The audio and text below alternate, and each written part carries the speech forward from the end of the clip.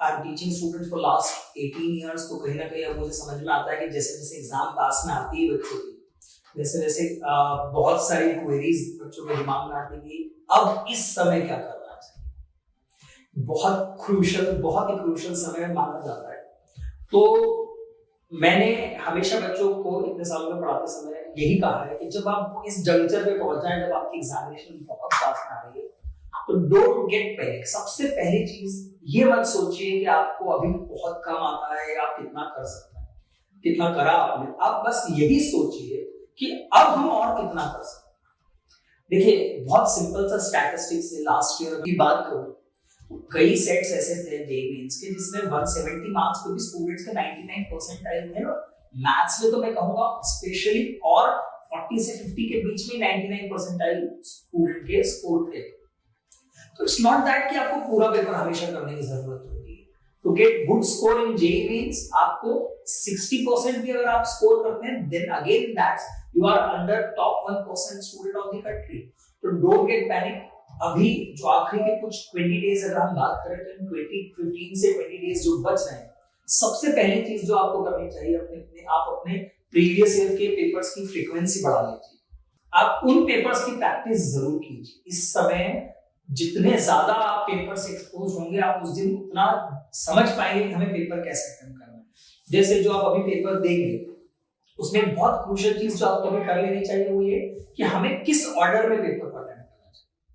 मैंने कभी कई स्टूडेंट्स को सजेशन दिया कि आपको मैथ्स पहले करना चाहिए। क्या हो रहा था उन स्टूडेंट्स के साथ? दे वर सेइंग सर, हम मैथ्स में उतना स्कोर नहीं कर पा रहे जितना हम दूसरे सब्जेक्ट में कर रहे हैं। तो पहली चीज तो मैंने कही कि you can not compare maths with other subjects, because maths के 99 परसेंटाइल बहुत कम स्कोर पे भी आ जाते हैं as compare to physics and chemistry. पहली चीज ये कही। दूसरी मैंने ये चीज कही कि मैथ्स में कम स्कोर इसलिए आता है क्योंकि आप उसे कई बार लास्ट में अटेम्प्ट करते हैं, आपके पास टाइम कम होता है। वही चीज अगर आप पहले अटेम्प्ट कर लेते हो मैथ्स, आप इन बीच के दिनों में एक बार ये ट्राई कीजिए कि आप मैथ्स पहले अटेम्प्ट करें और मैथ्स को डेडिकेटेडली 80 मिनट्स पहले ही दे दें।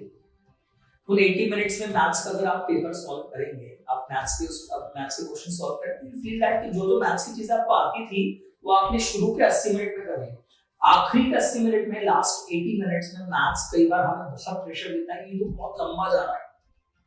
शुरू के 80 मिनट्स में थोड़ा रिलैक्स होता है, आप क्वेश्चन सिलेक्ट कर पाते हैं कि हमें कौन से करना है। दूसरी बहुत इंपॉर्टेंट बात जो अभी सबसे क्रूशियल है मैथ्स के साथ, वो ये कि आपका क्वेश्चन का सिलेक्शन सही है।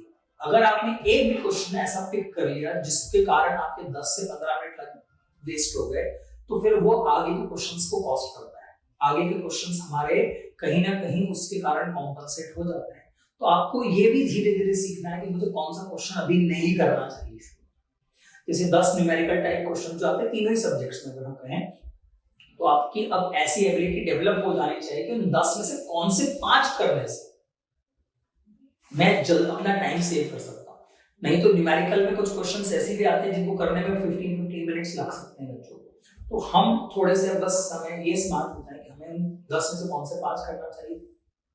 जो क्वेश्चंस हमारे सामने हैं हम उनमें पहले कौन से अटेम्प्ट करें सो दैट हमारा स्कोर बेटर हो। तो मैं इस समय पे यही सबसे ज्यादा सजेस्ट करूंगा।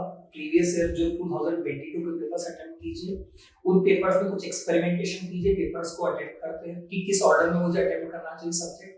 तीसरी चीज, कौन से क्वेश्चंस मुझे करना चाहिए पहले और कौन से पहले नहीं करना चाहिए। और प्रीवियस ईयर क्वेश्चंस की प्रैक्टिस सबसे बेस्ट होती है। तो आप कोई भी बुक मत सॉल्व कीजिए, सिर्फ प्रीवियस ईयर पीवाईक्यू सॉल्व करिए हर सब्जेक्ट में। It will be most helpful for you at this juncture. I think ये इस समय के लिए मेरी जो कुछ इतने सालों के एक्सपीरियंस है, जो मैंने आपको चीजें कही, होपफुली वो आपके लिए कुछ फायदा करें। थैंक यू बच्चों, थैंक यू वेरी मच।